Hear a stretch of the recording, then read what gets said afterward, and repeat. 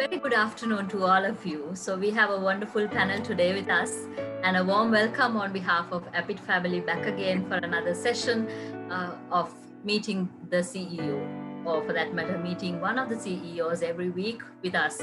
And we do have our students today from the postgraduate programs and from undergraduate programs and from the foundation programs, in addition to the guests who are joining us today.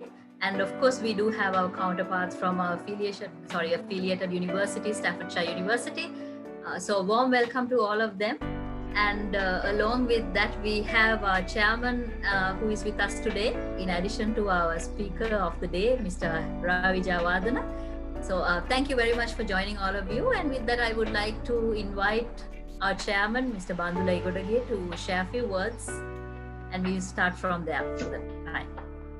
Hello, hi, good evening for everybody. Hello, Ravi. Hi, Bandula. Hi, Ravi. Yes. On behalf of CEO Mr. Roshan Ekodege and the management and the whole staff and students of APIT, let me welcome you very warmly. And also, thank you very much for accepting our invitation in spite of a very busy schedule. Especially, Ravi, looking at you and your career, basically the development in you, indeed is a very remarkable and very impressive, I must say. I'm sure all our students will definitely learn and experience your life course today, because it's on the go that you are talking about. I'm pretty sure about that. We as APIT gentlemen, Ravi, wants our students to learn. That is fundamental, basically. Of course, beyond the degree, everyone is coming to have the degree, but it is beyond the degree we inspire love to learn. That is the key factor that we were talking about. And also, with the right learning, we need to develop leadership skill in all our students. So, the ultimate goal is to build leaders for our society. That is why we invite leaders like you to be with them, just to have the practical experience and how you have, developed your career in a right way as the responsible personality. So I'm sure our students will have a very good evening today with your association. So thank you very much for being with us again. Over to you, Dr. Rohant and Kaushali. Thank you very much, Ravi, again. Thank you. Thanks, Bandula. Thank you. Thank you, Chairman. Thanks a lot for those words and for that warm welcome. And highlight of the day.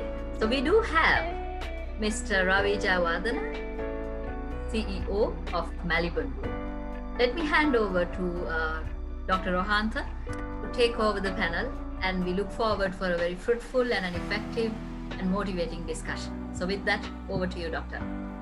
Thank you, Kaushali, and thank you, Chairman, for those very introductory and timely words.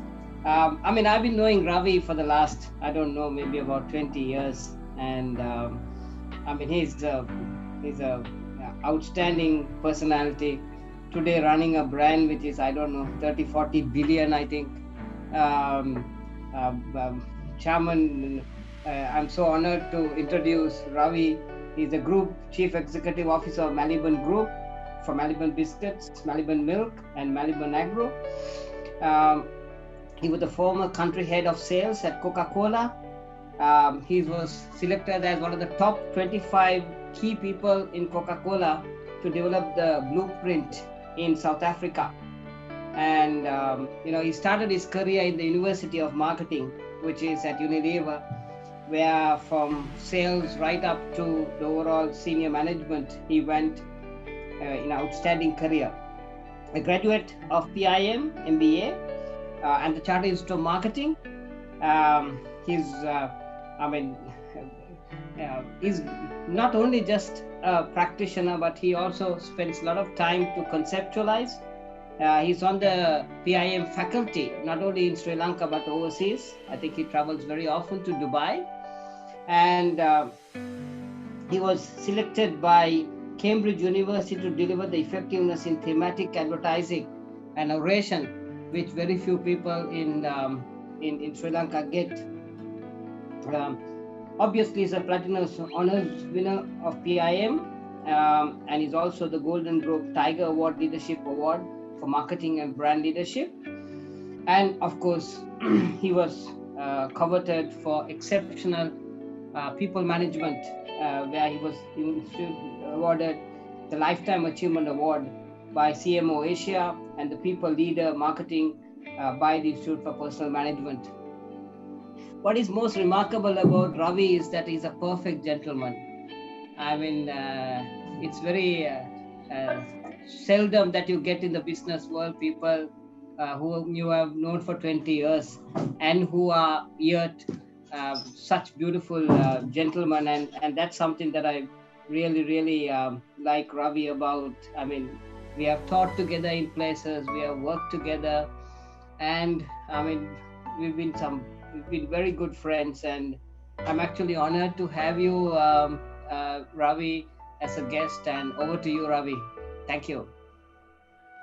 Many thanks, Rohanta, for your wonderful words, and it's a pleasure. Of course, as Rohanta said very clearly, we have been friends for a long time, I think about 25 years. And it's great pleasure to be, and in fact, thank you very much for your very kind introduction. And I like to see Bandula and your two of you taking the leadership on the whole thing. It's absolutely remarkable. That's why when you invited me, I thought, okay, with all my busy schedule, somehow I must, actually I'm skipping a very important event in the evening today to accommodate this event. Yeah. Thank you, Ravi. Thanks, sir. Yeah. Rohanta, how we move forward in terms of, I'll give a bit of introduction on the Maliban, how we started, and moving forward, I'll just talk a few minutes, and then we can have a bit of a dialogue. I actually joined Maliban in 2009, so roughly about 11 years ago.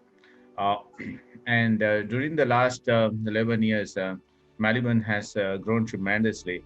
I must tell you, during the last 5 years, perhaps, we have almost doubled the business. Now we are a 24 billion company, and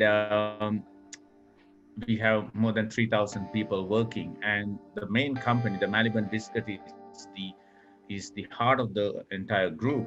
Then we have Maliban Milk, Maliban Agri, and even Little Lion is now under Maliban Group. Now, one of the reasons a lot of people ask the question of the turnaround of Maliban, and I must tell you, it's not one individual or a group of people. Actually, it's an entire team, from the chairman, the board of directors, the senior team, up to the factory floor girls who are working in the production, or the sales reps who are working in the market. And that's where the success is, that we actually, as a team, the primary difference what we have done during the 5 to 6 years is that we have done the fundamentals right. And in the most of the cases, that doing the fundamental right is the challenge. I'll give you a few examples on this. In FMCG companies, Ranta, this is something which the distribution is the key. And we were covering roughly about 50,000 outlets when Sri Lanka, roughly has about 140,000 outlets.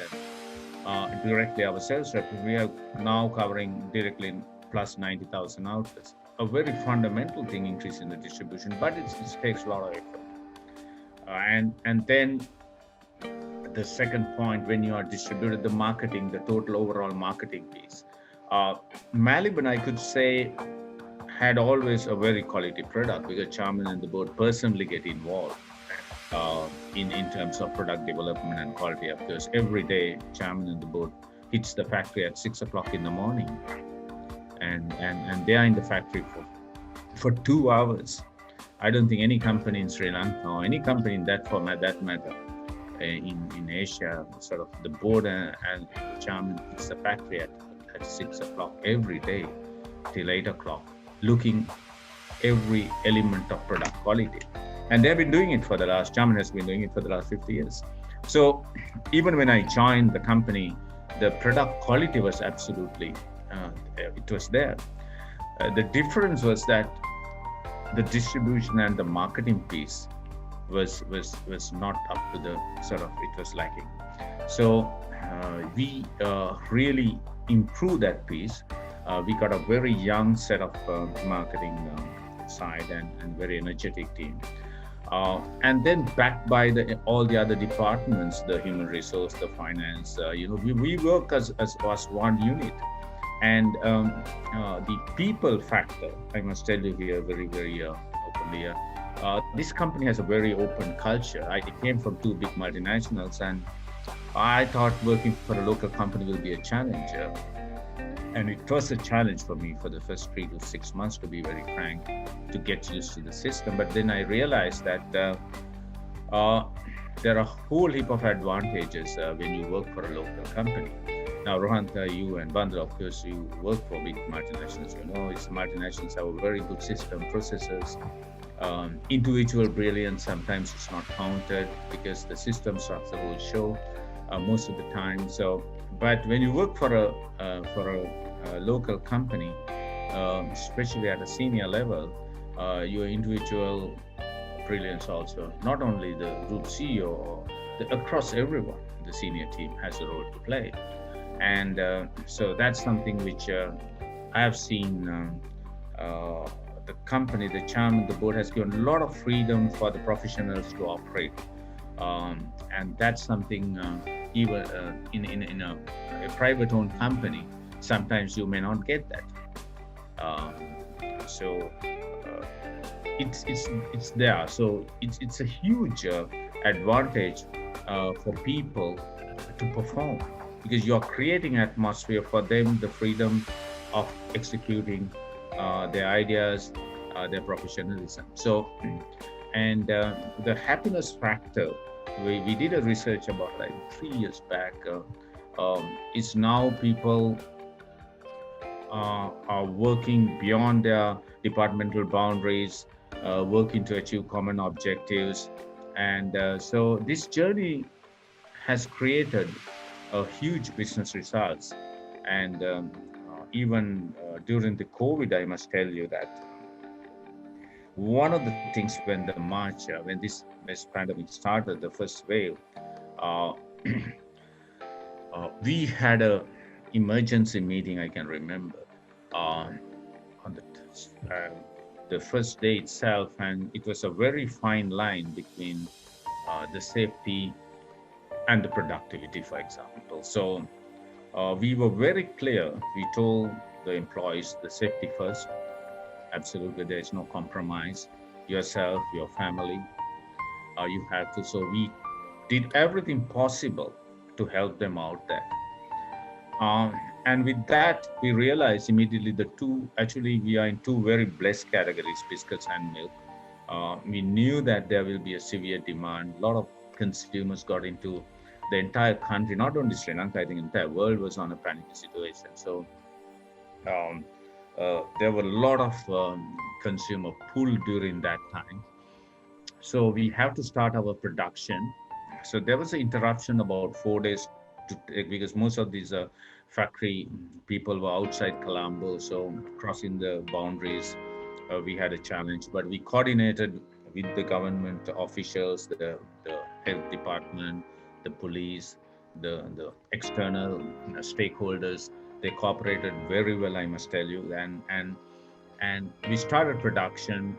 And one thing I think we did right was that having a mindset when it comes to running the company is a more kind of a service orientation than getting a sale.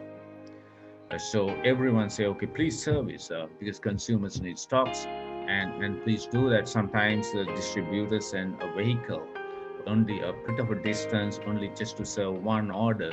If you see the operational cost is definitely not match what you earn from that. But we said, just don't worry about that.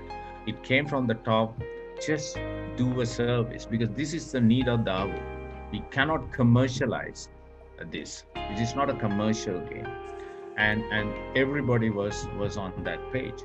And secondly, we told them have a very positive mindset, because you see whenever you put up on not only local channels across globally, COVID was the main, and it was a lot of negative. People were getting sick, people were dying, and you the entire country get into a negative mindset and in a fear factor. So we told the internal people, we have to take all precautionary measures and we have to move forward, because that is something, because and we gave the confidence, don't worry, because there were rumors there will be salary cuts, there will be job cuts. We told them, don't worry, we will not do um, any salary cuts, and we will not reduce any numbers in terms of people.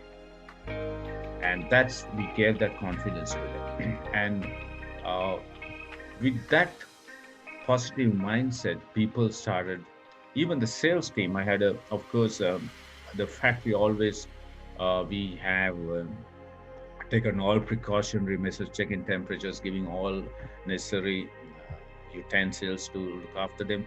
But the sales team who works in the market, of course, always they are getting exposed. But we told not only them, the families, we gave special training for them how to look after them, and gave all the confidence to move forward. I think that was the difference. That's why if you take this year with all the negative sentiments, actually we are growing, we are having the fastest growth. We are growing much faster than the last 3 years, I must tell you. And that is, we've seen that in a it's a mindset and how we execute. If I just summarize the success of post-COVID, was that one is definitely the positive mindset. The second is that speed of action, because sometimes you get into a panicky situation, what to be done, especially the first wave of March and April. It was tough because everything was new to everyone, and we took certain decisions, and we really see some, because you cannot keep on just discussing, because discussions are good, but it is important, the action is more important than the strategy. So you can have a strategy, but the actions, we were very focused on the action. And thirdly, the flexibility, because there's no there's no formula for this. We don't know what will happen tomorrow, kind of stuff. Still this is there. So your flexibility is the key to it. And you cannot be successful what you have been doing during the past, because everyone is experiencing for the first time, right? So those things really help us to come out of the situation, to be very frank. And I'm very happy. Entire the team, Cham, the board, everyone is just pretty happy. Not only us, I could say, our customers are happy, our distributors are happy, and I think we have done a service also when it really matters. Yeah. Thanks, Ravi. I mean, I think it was a fantastic summary of I mean, from the people who have tuned on. There are directors from tea companies. You have your competitors also listening to you, by the way. at the top management level, who called and said that he won't listen to you. So, but anyway, it's fantastic. So, Ravi, what are the key changes you see during the COVID-19? This last 6 months, what are the key changes that you think the market had, which you felt that you all had to change? Randy, in terms of some key changes in the marketplace, we have seen that the home cooking, if you take the domestic side, the home cooking has increased tremendously. According to AC Nielsen, roughly 2/3 now do the cooking, preparing food. Probably maybe due to fear factor, if I eat from outside, whether it's contaminated kind of stuff. And then getting engaged with a lot of people during the lockdown, especially the first lockdown. It was a more kind of a national lockdown. Got used to being at home, and that's something I think is one way it is good. You spend quality time with your family, with your children. Suddenly people realize, oh, this is what we have been missing for a long time, and that's something we have seen it changing the entire paradigm of people's lifestyles. Because it really challenged your paradigm, because there's no other option. You have to be at home. So there are two types of things. Sometimes you may feel bored, or the more intelligent people make it more interesting. So you have to, that's something we have seen people getting engaged, a lot of home activities. Uh, I could say about 70 to 80%. And the third thing is online marketing, e-commerce has picked up heavily, plus 30 to 40% people, because again, you compel supermarkets were closed on certain areas, the grocery outlets, and this door-to-door delivery. The first wave that seen, suddenly that wave came out, and there was a severe, almost like 50 to 60% of people total basket they bought it from door-to-door sort of salespeople. So, from a marketing point of view, when you see that you have to go with this trend, I'll give you one or two examples what we have done during the lockdown. Even now in Sri Lanka, you get certain areas being locked down, and the children especially, because adults can do some computer stuff. You get the children are children. So when they get locked down, they feel much more bored than the adults sometimes. So what we did through our brands, we put a lot of activities, play games and kind of stuff. And one thing we realized again, not to commercialize the event, because when you are in a pandemic, you have to have some kind of you cannot really think, okay, we must try to make a so we were more on the we stopped all brand communication. We were more on the corporate communication. Again, corporate communication was very much on how to prevent, what sort of things you can do it to prevent getting COVID, all about COVID. We did some activities with Red Cross, sanitizing schools, that type of stuff. So it's again the brand communication for children also was just games. You just get involved, getting engaged, kind of stuff. So that I think has given us some mileage, and it's a more kind of a social responsibility also in a crisis situation, educating people to overcome this. Ravi, I mean, coming from a multinational background right through your life, how did you kind of, what are the initial adjustments that you had to make when you had to join a family company? Yeah, sort of. I could say the when you work for a sort of when you come for a big local company, there is the organization structure is also it's there can be certain areas where take it's not black and white, I could say, some gray, because it's and then the system. I'll give you a simple example. When I was at Coca-Cola, the system and processes, we wanted to give more like the mobile sales executives from idea generation to execution to give those bikes. It took roughly about 9 months. And that's how the multinationals, this one, your docket goes to different sections, sometimes goes to India, to we were reporting to South Africa, that type goes, all kind of based on the total value. But here, the same thing, I could say 9 months against 9 days. The proposal and execution, it took only about 1.5 weeks. You can see, so it's because of the especially the multinationals have a lot of check and balances. It's good, but the check and balances can sometimes lead to red tapes also, right? So because you have to have the right balance between the speed of action. Even product launches, if you want to launch a new product, new NPD process, one of the things that we have done during the last 5 years, we have realized that our NPD process 5 years ago, now Charman's daughter handles the NPD process directly. Earlier, Charman was handling.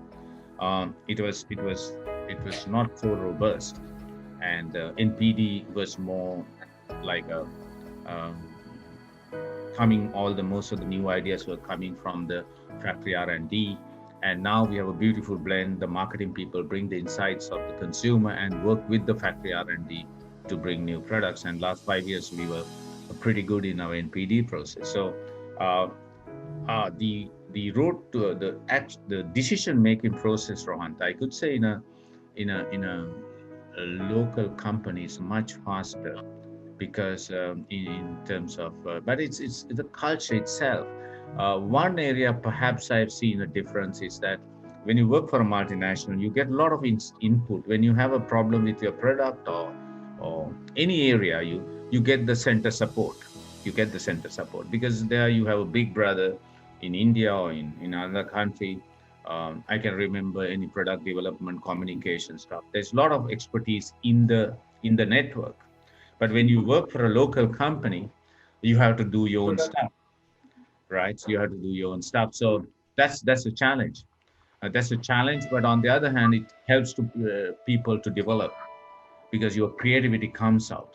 I can remember. I don't want to mention brands. Certain multinational brands, the marketing piece actually comes from overseas. In the framework, you have to do the, or you know that the entire thing. The local creativity can get um, controlled to a certain level. So, so it's quite a challenging thing, but I enjoyed it, to be very frank. My advice when you work for a local company, from a multinational, going to a new company, or even from one company to another, my biggest advice is that it can be from a local company to another local company, especially for the students who are looking for that kind of thing, is that get used to the culture. That is very important. You are part of it. You cannot change the org culture is much bigger than you. It's like in cricket. Cricket is bigger than one single player. The game is bigger. So you have to understand. I've seen some people saying, okay, I am bigger than the org culture, I can change. You can change, but it takes time.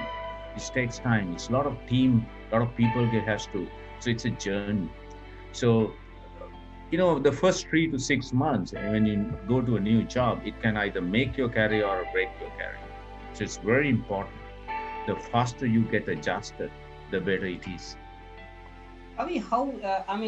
A lot of people, they want to get into graduate school, move out of graduate school. They like to do a master's, and they want to get into a white collar job kind of a thing. But you and I and Bandula, we started our life on the field. Yeah. We worked on the field, visiting outlets to outlets. So, how important is that sales view of sitting in your chair right now? Oh, yeah, I think that's I think you're spot on. I think sales experience counts a lot at a higher level. You know why? Because Ranta, you gave that example. You go from outlet to outlet, and 5 outlet, 5 different scenarios, and 10 outlets, 10 different scenarios. So one of the key things you learn in sales is the flexibility, and adjust your game based on the situation. That really helped me in my career, to be very frank. That flexibility. The more you become rigid, you will not go up. So that flexibility, the core value, because sales is something, the environment. Because if you take, I'm not putting down any other department. The sales people face a situation on a daily basis completely different. Every maybe 20 minutes they can get into the frontline staff get into a different situation every 20 minutes. But if you are in an office environment, you can see it's still there is a change, but of course the speed of different environments is not as big as in sales. So to survive in sales, you have to have that adjustability, do the right thing, and there's no proper, of course, there's a basic guideline, and that, especially during COVID, that helped me immensely, to be very frank. Because here the adjustability is the thing. You don't know what is going to. There was a time, now things have more settled down. You don't know what the next 1 hour is going to be, right? That we were living in that kind of course, not only in Sri Lanka, I think across the world that happened. So that's really helpful. I think sales. My advice to the people who are in other departments, especially for the MBA students, get some sort of a stint in sales management also. Like Unilever, for example, they put marketing, not only marketing, sometimes supply chain people to work in sales, human resource people to work in sales, and why they do that, to give that rounded off exposure. I think that's crucial. Yeah. Your stint in South Africa, can you just throw light on what did you actually do uh, when you were picked to that team to relook at that whole South African model? Uh, we were picked about 25 people. Myself was and Dusty was there. And what we actually, they did the blueprint for Coca-Cola South Africa, the marketing plan. And it was roughly about, I think, if I remember right, about 2.5 months, roughly about 75 to 80 days. And the team was, uh, the 25 people came from about 16, 17 countries. And we actually did market research from a research up to the final blueprint. I'll give you an example. I went to the market as not as Coca-Cola people. We with a research company guy. They say, okay, we went to houses, spend quality time about understand the beverage behavior, right? And so it is not like that you go and have a bit of a question and answer session. We say, okay, we come from research company. We like to have lunch with you today. So we go at 10 o'clock, spend till about 2, 3, really getting into the fabric of the consumer's lifestyle. And by doing that spending that quality 5 hours, we observe their drinking pattern, living styles, from where they purchase, why they purchase, the core reason, who is the decision maker. Amazing information. So the entire 25 people were scattered in different groups. So that was the starting point, getting the fundamentals of the whole thing. And then we had so many sessions to do the final marketing blueprint. It was a fascinating experience. It was fascinating experience. So Ravi, now I mean, currently one of the biggest problems we have in the world of marketing is that the people can't go into the retail out to consumers to get research data. So because of these issues that are there, and we also have Nielsen pulling out of the retail panel. Yeah. How I mean, how are you all adjusting to these two situations? Yeah, of course, certainly. The last 6 months, you're absolutely right. I think this particularly both the consumer panels and the retail panels were very much because home visits also been controlled to a large extent. So there are a couple of information now coming from online stuff, because the one thing the research companies also now trying to do is, rather than visiting, developing this like what we are having now. There's no physical interaction; it's online, and getting information. And then, especially from supermarkets, the modern trade side, the EPOS data, electronic point of sales data, that really is so very much authentic. Sometimes consumers may say, I'm buying this product because of these reasons, but she may really behave differently when she hits the grocery or the supermarkets. But sort of the supermarkets, certain supermarkets really share their category information, and they give a lot of, when you analyze, when you do sort of data mining, you can see a lot of relationship, why, what sort of products they buy, and what's the core reason of buying and things like that. So that is very authentic, because that's what she has bought already.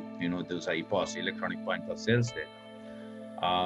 Otherwise, I think we have to go on like this for a couple of at least few months in the coming new year also. But hopefully, all indications are the year 2021 will be a year of settlement. Things will settle, because any pandemic, if you go through this years, will not continue for 2 consecutive years. It's very, very unlikely. So this year it's across the world, but next year hopefully things will be much better. But going back to your one is that those are the 2 areas we are looking at. But and then, because this year I have not seen anyone giving, as you said, AC Nielsen is going out of retail now. So there is a vacuum from there. But the retailers collecting information, I'm talking about these mom and pop shops, will be a challenge for any company in the next few months for sure. Absolutely. Ravi, you in the first wave, you know, like 20th they close companies. You're back on base by when? Like 25th you started work? 25th, 26th? Yeah, sort of. We we we started work around 27. So 27. yeah, very much. So my question, Ravi, is now at that time none of us knew what this COVID was, and you know what I'm saying. I Yeah. mean, they didn't know whether it was a huge elephant or whether it was a small bug, you know. But then you, as a CEO, ultimately you had to, the buck stops with you, and you had to make a call saying, better to end on your kumala, you know. So now, now, I mean, you don't know whether they will die, right? But then you had to take a decision between money to get to pay their salaries and and about safety. So you had to take that decision. You know, how hard was that decision? Yeah, it is pretty tough. I must tell you that the board, so managing director, the chairman's daughter, and of course, and the chairman, and we have 8 to 10 GMs. We had a couple of meetings, and our primary objective was exactly a spot on the safety, and then how to get that safety, because the safety also the knowledge what we are having now, and at that time there was a gap, right? And then we got from worldwide communication. I think the entire world was but the Western world, I think, had some kind of a clue at that time, and our health department was pretty good. They guided us even at PHI level. These are the things that you should do, because the health department people said if you bring the people to work, this is the framework, and we actually stick to one thing. We'll see, we get the things from the experts, the knowledge base. So the local health authority, backed by some international, some knowledge, but the health people say, you bring the girls under these circumstances, you are distancing even in the factory. We redesign the factory, keeping the right distance. And our productivity dropped, but having 80% productivity or 75% productivity is better than having no production. Our production cost went up, but we have to do that. And in fact, when SLSI came for inspection for COVID certification, I'm proud to say, Rohanta, that we are the first foods company to get that SLSI certification on COVID. We have taken all precautionary measures. Even the girls who are staying in their boarding place, our human resource team did a wonderful thing. Because these girls stay with a lot of other girls who are working in other companies, and especially this time, we went to the next level. They now 95 to 98% of our girls who are working in the factory stay only Maliban people work stay together. Otherwise, the contamination can happen from a girl who is working in the garment sector, for example. So we go down to that level. Transportation has been given. We took all the precautionary measures. So people who are having vehicles, they come to work, but cut the interaction. Even the public transport was dicey at that time. So we gave transportation for all the other people, and even the groceries we gave it. You don't have to go to the market to buy your groceries. Not only the biscuits, the rice, the other stuff, the vegetables, etc. So it was an all-round effort, I must tell you. We went into all the details to protect these people. Then they got confidence. But despite of that, still, I can remember, or even still, there are few reps, the parents were saying, don't go to work because of things.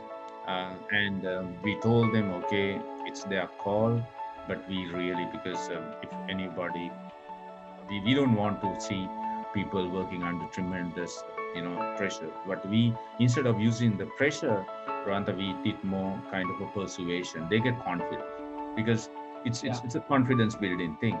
They see what the action we have taken, and they feel confidence. Okay, this is a place. We openly say that. Even I can tell you, Ranta, you will be extremely, it's like your home here. Yeah. The safety parameters we No, have actually, taken. Dr. Siddhika told me, Ravi, that Maliban was one of their easiest customers to give the certification because your standards were very, very high.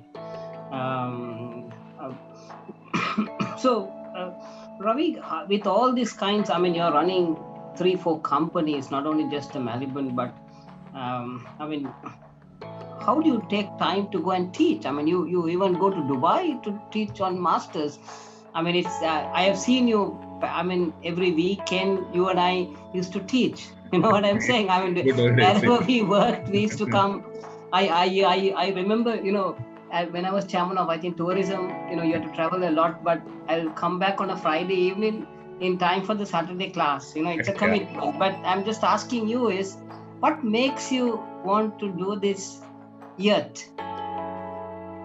Oh, yeah, because you know that I've been lecturing for the last, you and I think for the last probably 15 years plus, 20 years plus. That's like a hobby for me, really, to be very frank. And that gives a huge personal satisfaction.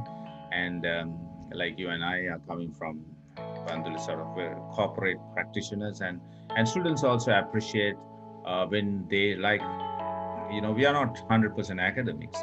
We have our academic background, but we are more practitioners, I think, especially at master's level.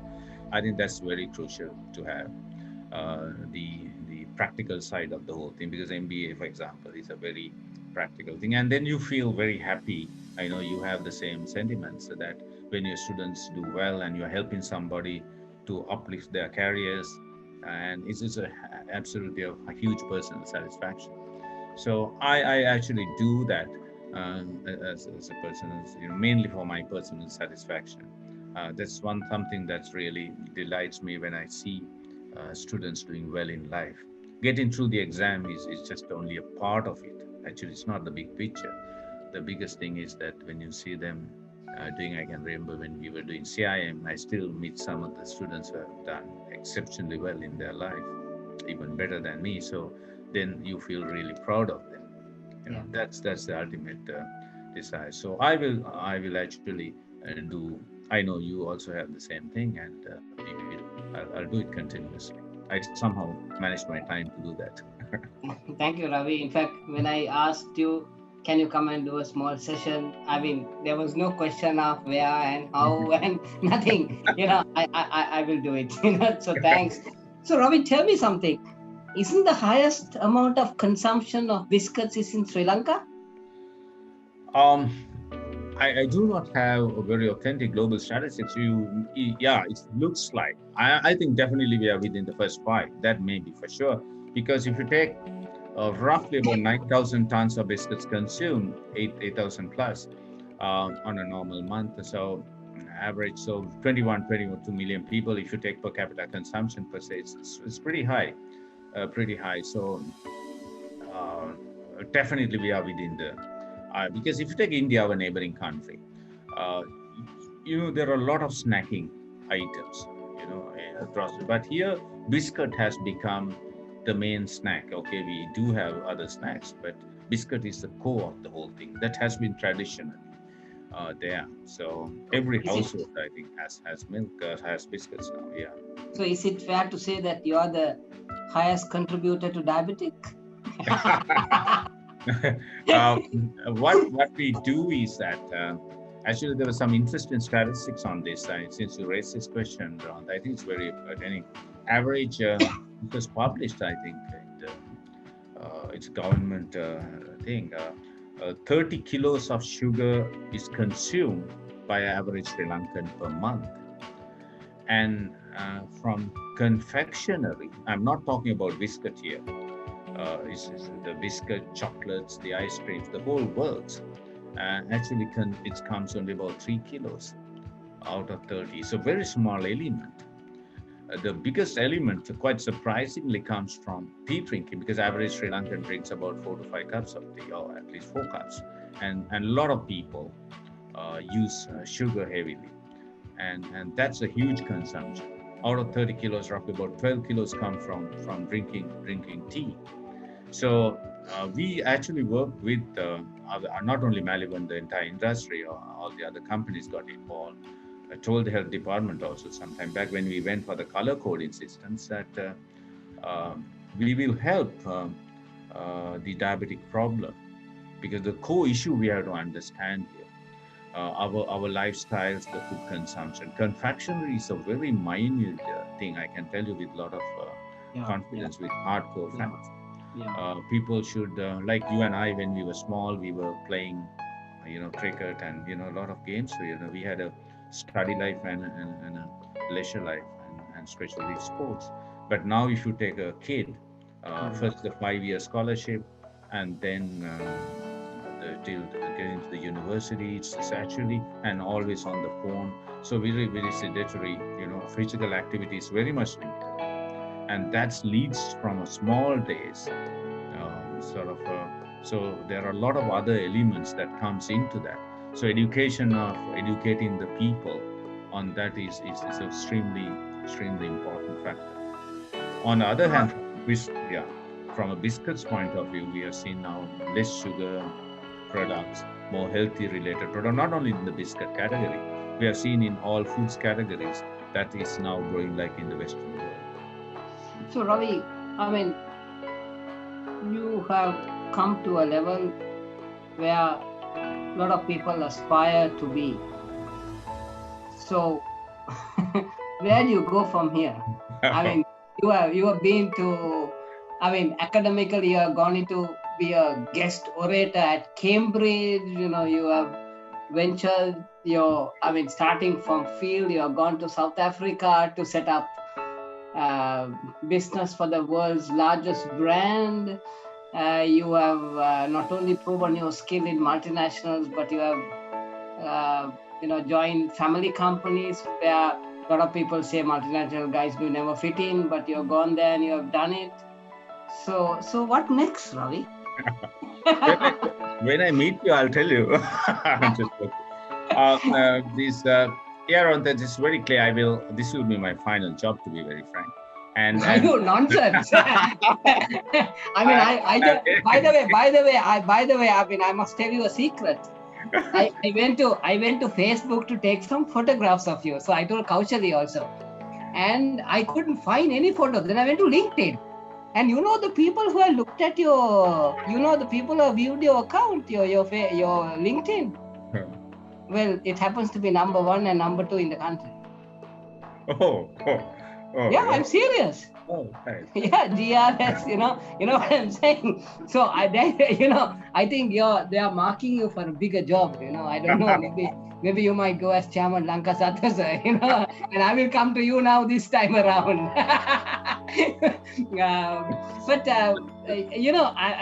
Ravi, I mean, see, it's a crime your kind of talent. The country requires you more right now. So, you need to get. I don't know. I don't know. Maybe you don't want to talk about it. You are right. I must tell a small qualifying statement here. If there is a sort of, not for really a monetary gain, to be very frank, if there is a forum where, like, you and I can get involved, like sort of to uplift the bigger company, sort of to help the sort of country and the people getting involved in the fabric of some area in the thing, immaterial of I could say the color of the party or whatever it is. It's our duty, Rohant, and you and myself, is to help the country, and this is the time to do that. And because we are going through a tough time because of the pandemic situation, which is beyond not only Sri Lankan control, the world control. So definitely I don't mind helping on while doing this job completely on a non-commercial innovation, because Maliban looks after me pretty well. So and it's a more kind of like education in terms of more satisfactory thing. I know that you have contributed different areas in, and I can remember the time that you were with Satusa and some very exciting experience. I don't want to share that in public forum.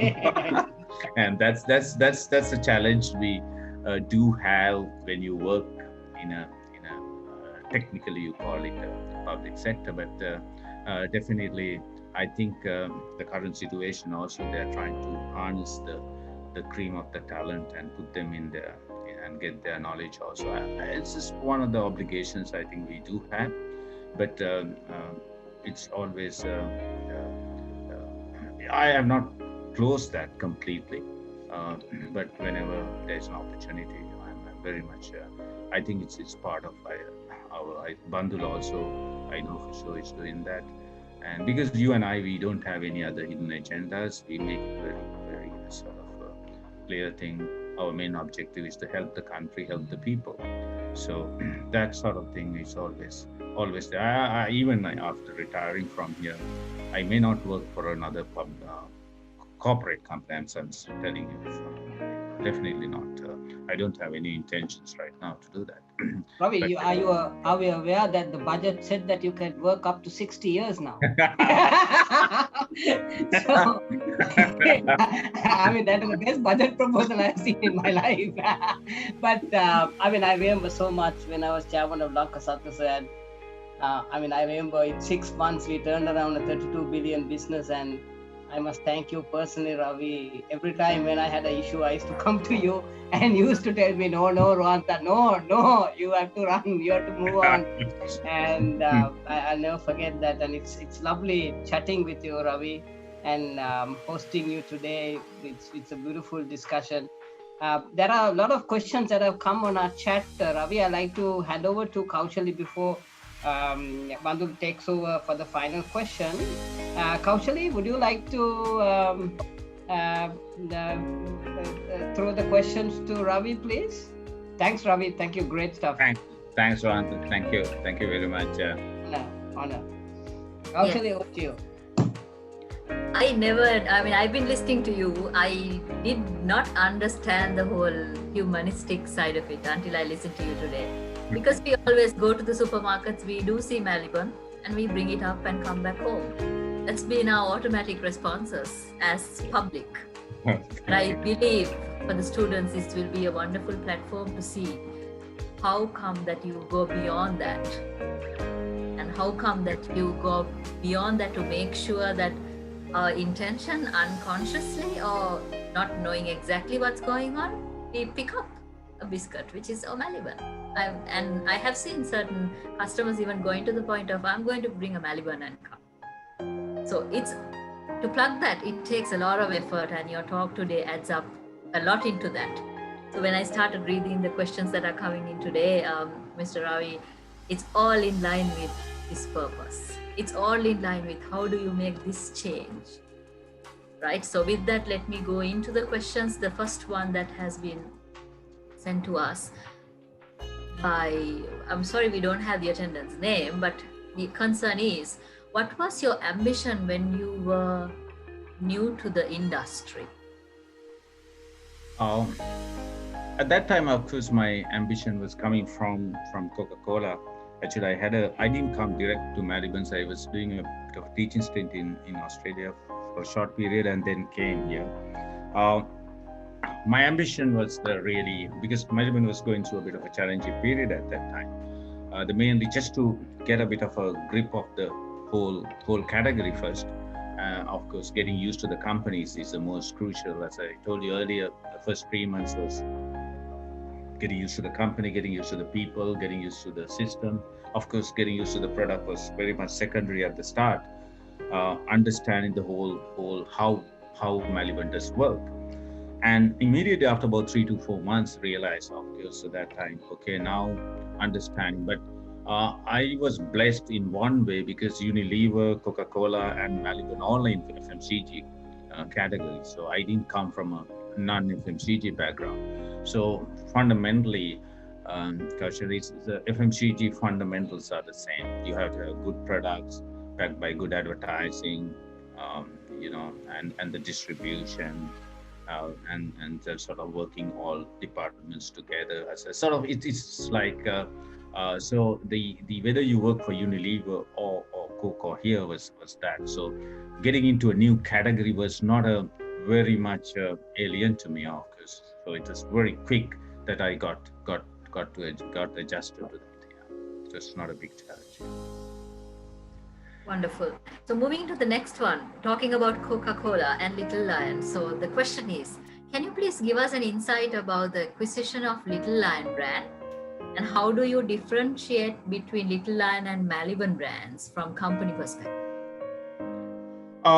Actually, Little Lion was Charman's own company, so Maliban Charman's 100%. So now it's in the Maliban group. One of the things that we decided to buy, the main reason was the strategic alliance. Little Lion is more on the bakery, the chocolate rolls, that's category. So we are in the biscuit and cookie category. So it's a more complementary. Say, for example, the bakery range. We have seen that the bakery side also, because Maliban will never come out with a set of bakeries or the bakery range like bread pastries and things like that, cakes under Maliban brand name. And so we redefine now. So we are not in biscuits itself, we are in the confectionery. When you are in the confectionery business, you have to have the right range. So it's a more broader perspective to the business. So that's the main reason we bought over, because that's a beautiful strategic fit to the Maliban confectionery definition. Right. And there is another question, taking all of us back all the way to Renu Happiness Rasabala. So the question is, we would like to know the story behind Minute Maid by Coca-Cola. How did you sensibly branding, I think the question has to be, how did you sensibly branded and experiential marketing in the workplace there? The Milk Maid at that time, why we launched, because in the fruit juices, when we did the research, we said, you have in Sri Lankan market that there are a lot of fruit juices and good brands also. But the fundamental difference is that when you make orange juice at home, the freshness has a direct correlation where you have the pulp, you call it Renu, right? Because the fresh juice always have that. And so when you have Renu in the normal drink, if it's in a packed drink, always that freshness comes into that. So that was the key, I could say the USP. Fortunately for us, globally they were doing that, so our R&D didn't have a big challenge. We just bought it, so we got the pulp and inserted it, mainly based on that, because we wanted to, because people love to drink fresh juice, and so how close that to the fresh area. So that is because it gives a perception, and that's a reality also. And it worked beautifully. And now Minute Maid is, I think, globally. I don't know how Coca-Cola in Sri Lanka are doing on that, but globally Minute Maid is within the first three in the world. Right. So moving to the next question, Mr. Ravi, do you believe in product diversification in this pandemic situation? In this pandemic situation, yes, of course, if you take Maliban, we have sort of the first 6 months, we haven't done much. In our pipeline NPD process, we made it a bit of a slow sting by design, because you can't keep on introducing new product. There are a lot of restrictions in the marketplace, distribution restrictions, communication restrictions. But it's more kind of a consolidation situation. But hopefully, time to come now, things will get eased out. The first quarter, there we will come out with some new product. It's kind of it's a two-way thing. Sometimes the product diversification, especially in the health and wellness category, is a crucial thing, because that's it was there, but this pandemic has given more reason for people. Now I think people are more educated also on that line. So definitely there is an important factor. And the why it is so important is that people's behaviors we have seen now changing, because you are exposed to a global communication platform. So they are more educated now, consumers. So we have to really, the product innovation is one of the key things for any companies for success here. Indeed. Now that we have been talking about the biscuits and then the trends in culture. So the question, next one in line is, snacks of Europe or in the USA, we can see is mostly fast food. However, we can see in Sri Lanka is it's mostly biscuits. Is it cultural thing as you think, or is it a cost of the fast food? I think sort of, yeah, in countries like US and the Western world, you have they have been having multinational fast food chains like McDonald's, KFC, Pizza Hut, and things like that. Of course, Sri Lanka also the last 10 years. And then one of the things is the lifestyle. The people now, husband and wife is working, and then you tend to go for fast food because of convenience factor. The biscuit is why, because take for example, Maliban started 75 years ago, and biscuit being one of the, during my small days, like biscuit was the key thing. Of course, we were having fast foods, not in international, multinational chains from the bakery, like the corner bakery.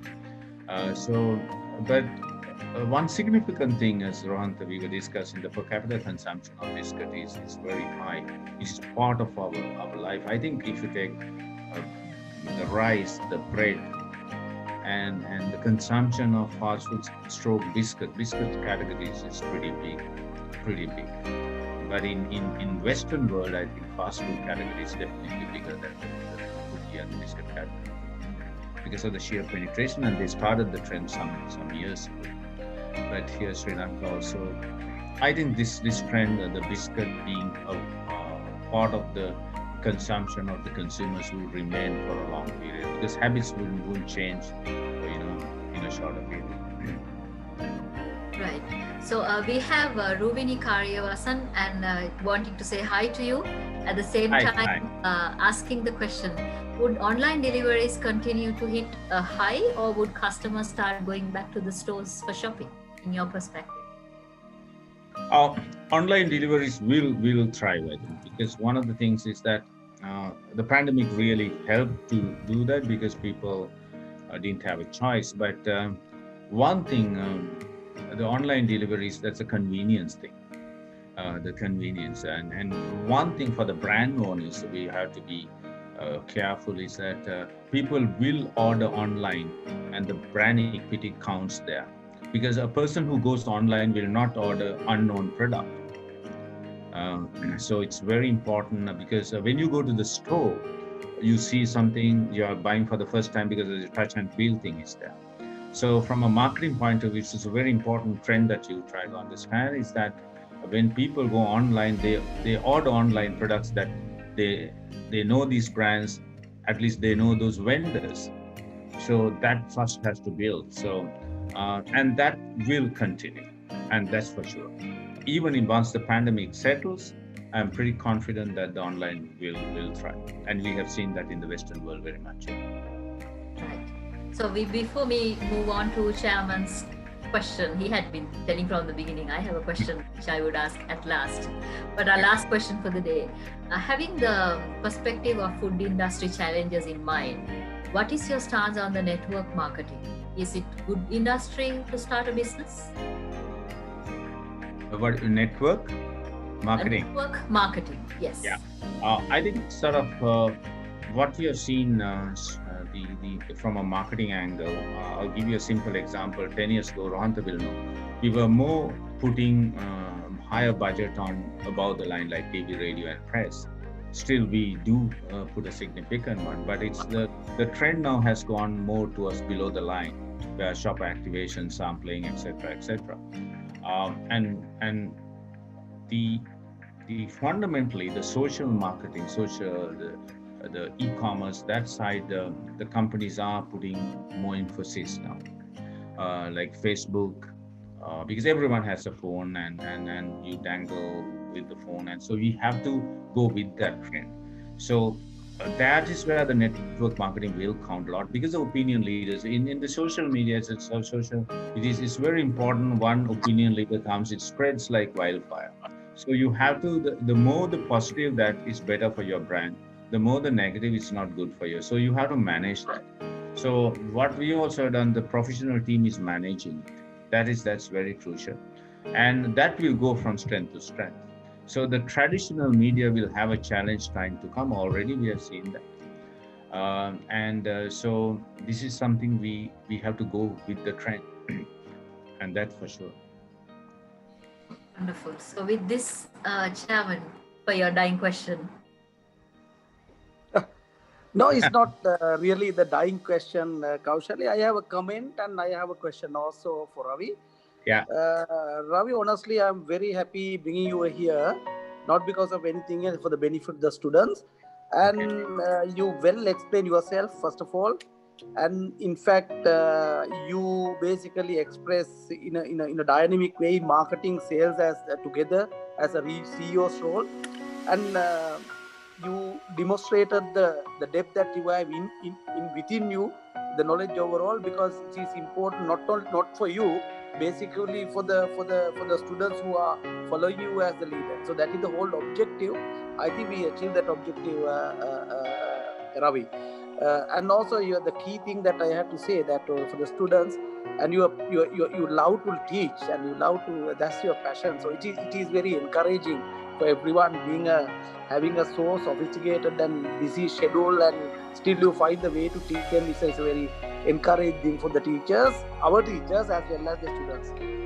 So, okay, knowing the answer of this question, I'm still asking for the benefit for the students. Is the fact that you have a brutal competition. How do you look at it? You like competition? Is a threat for the competition, or you encourage competition? I know you answer, but still for the benefit of the students that I'm asking. So yeah, I must tell you, like, it's a good question. Always competition is good, and we respect the competition. And if you take Munchie is a very well run company and a very professionally run company, and we really respect that. And other than Munchie, you have there are a lot of 30 smaller companies or 30 plus smaller companies who sells biscuits. Like, for example, Murali's family has 3 companies, and these companies also have survived for the last 56 years. So they also have their own competitive advantage.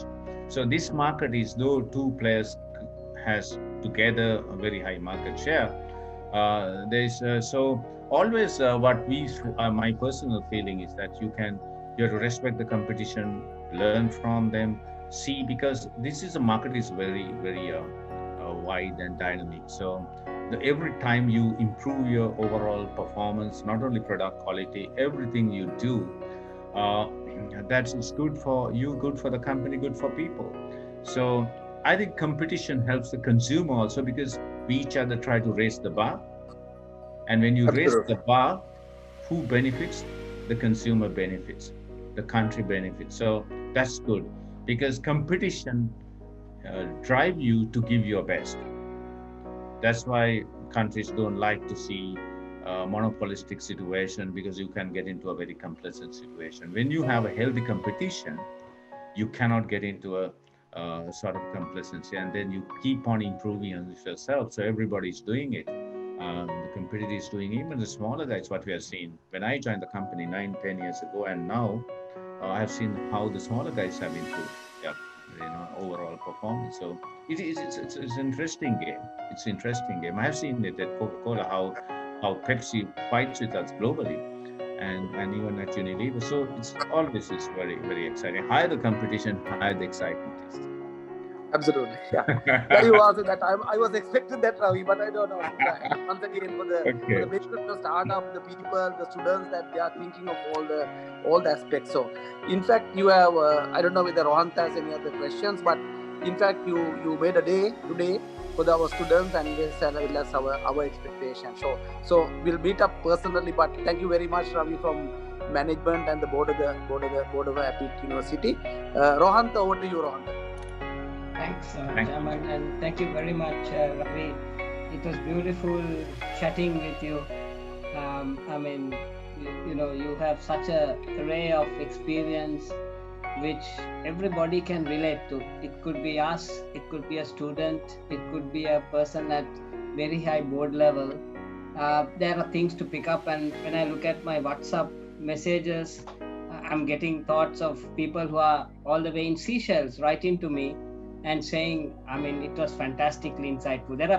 There are people studying across the world, Ravi, on this program. So Okay. they're all listening to you actually. So I mean, it's great to have people like you in the corporate world that has time for to grow others. So thank you so much again. Really appreciate. Thanks, Rohan. Thank just one small thing. I'll just take 1 minute for the students' benefit. Is that they are the students, you are on a journey, and you want to do well in life. My personal advice to you is that uh, have a vision for yourself. See, okay, you're doing MBAs, you're doing a lot of educational qualifications. That is just a part to achieve your final vision, and that's something you have to have a very clear picture what's your destination is, and what you want to achieve in life. My advice is don't look for a career exciting that really uh, makes you exciting. Don't go behind money. And Rohanta knows that, and Bandhu knows my fundamental career. I'm a sales and marketing person, and I enjoyed every minute of it, though I'm now a group CEO. So that really helped me to achieve this. So don't um, accumulate qualification to get a higher salary. It will eventually happen, but do something that put your heart and soul where you enjoy your studies, you enjoy what you do. When you enjoy what you do, you will do well in life. And while doing that, have a plan. Okay, this is what I want to achieve, and that will give you a personal satisfaction. First, you have to satisfy yourself. That is important. So, getting views from your friends, your parents, your spouse, from your lecturers is good. But you have to talk to yourself and say, hey, is this the journey that I should be? Because at the end of the day, that's your career, that's your life. So that's very important. What you do should synchronize with your personality. Number two, this is one part of learning. Inside MBA, you will learn. Do continuously upgrade your knowledge. Have that hunger. Don't say, okay, now I have done this, I'm done. No, not like that. That's very important, because on that journey, having that new knowledge will always help you. And finally, have a very positive frame of mind. End of the day, your destination, the winning or losing, will not depend on, it's like a cake. Having qualification, having experience is a cake, but icing on the cake is having positive energy. And we have seen during COVID, the more we think positively, okay, it's a challenge, but I will move forward, whether there's a whole heap of opportunity coming up. So life is all about that. So my sincere advice is that don't worry about failures. You get up and walk. I have done a lot of mistakes in my life, but I keep on moving forward. But my strike rate is good because I always see, okay, so faster you recover from a mistake and move forward. Don't regret about the past. Just think about the future. Think about the good things. There are a lot of positive things. Some people say Sri Lanka has very few opportunities. No, there are a whole heap of opportunities. So you have to have that mindset.